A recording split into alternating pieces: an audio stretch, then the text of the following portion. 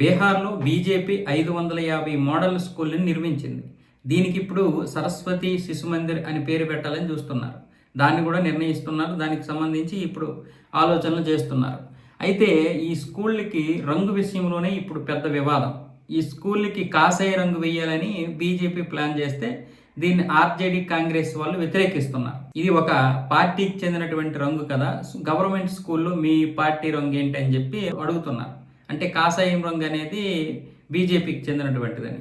BJP వాళ్ళు ఏం చెప్తున్నారంటే సరస్వతీదేవికి ఇష్టమైనటువంటి రంగు కాబట్టి మేము ఈ యొక్క రంగుని ప్రిఫర్ చేసాం. ఇంకా తుది నిర్ణయం తీసుకోలేదు, ఇంకా ఫైనల్ చేయలేదు, ఇంకా అనుకుంటున్నాం ఏ రంగు వేయాలనేది అని. కొంతమంది ఏం చెప్తున్నారంటే తెలుపు రంగు వేయండి, అది అధిక ఉష్ణోగ్రతల నుండి కాపాడుతుంది, పిల్లలకు కూడా వేడి లేకుండా చేస్తుందని కొంతమంది చెప్పినటువంటి సలహాలు కూడా వింటున్నారు. కాబట్టి తుది నిర్ణయం తీసుకొని ఏ నిర్ణయం అనేది చెప్తారు. అప్పుడు ఖచ్చితంగా ఆర్జేడీ కాంగ్రెస్ వాళ్ళు ఖచ్చితంగా విమర్శిస్తారు. ఎందుకంటే కాషాయ రంగు అనేది బీజేపీ పార్టీ చెందుతుందని అనుకుంటారు. అది ఆంజనేయ స్వామికి ఇష్టమైందా, సరస్వతీదేవికి ఇష్టమైందా అనేది వీళ్ళు ఆలోచిస్తారు.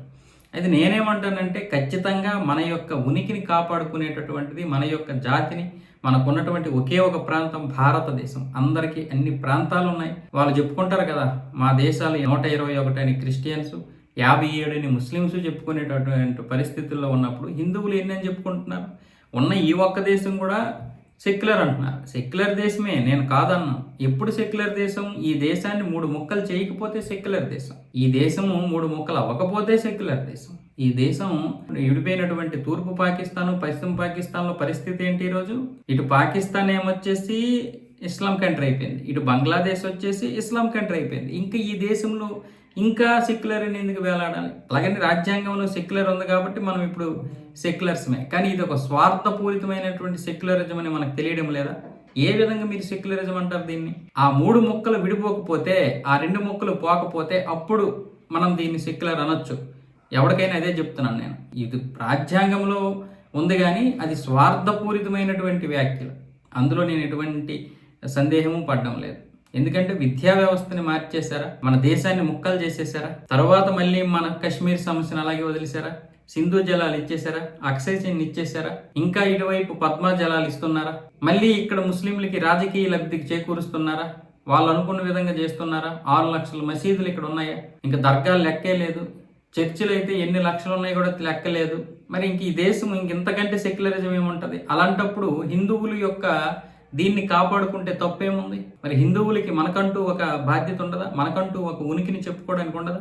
అధిక మెజారిటీ అయినటువంటి హిందువులే ఈరోజు బిక్కుమనుకుంటూ బ్రతకాల్సినటువంటి పరిస్థితి, ఏదైనా చేయాల్సి వస్తే విమర్శలు ఎదుర్కొనేటటువంటి పరిస్థితి. దానికి మన హిందువులే మళ్ళీ అటువైపు వ్యతిరేక శక్తులతో కలిసి మన మీద మళ్ళీ వ్యతిరేకించడం, ఇది దౌర్భాగ్యం. మన హిందువులందరూ కలిసికట్టుగా ఉంటే ఎవడు రాడు.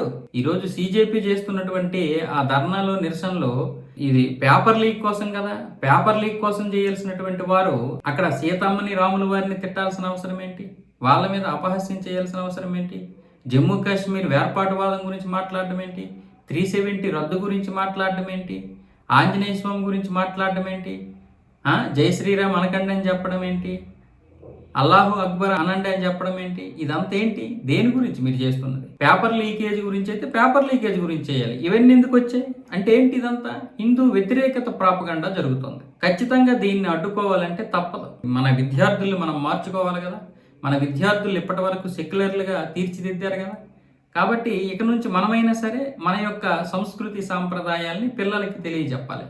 ఇక్కడ హిందుత్వంలో ఉన్న ప్రతి ఒక్కరూ సెక్యులర్గానే జీవిస్తున్నారు. కానీ ఇతర వర్గాల్లో ఉన్నటువంటి వారు, సామాజిక వర్గాల్లో ఉన్నటువంటి వారే వేరేలాగా వెళ్ళిపోతున్నారు. వాళ్ళకి అది సెక్యులర్ అనిపించదు, కానీ మనకు మాత్రమే సెక్యులర్. అంటే మనది ఎంత పద్ధతి అయినటువంటి ఇదో చూసుకోండి. కాబట్టి ఇక్కడ హిందువులు అధికంగా ఉన్నంత వరకే ఈ యొక్క సెక్యులర్ పార్టీలు అయినటువంటి ప్రాంతీయ పార్టీలు బ్రతుకుతాయి. ఏ రోజైతే హిందువులు మైనార్టీలు అయిపోతారో ఆ రోజు ఈ పార్టీలు ఉండవు, ఈ పనికిమాలినోళ్ళు ఉండరు, ఎవడూ ఉండరు. ఒకటే ఉంటుంది, పచ్చ జెండా ఉంటుంది. అందులో ఎటువంటి సందేహం లేదు.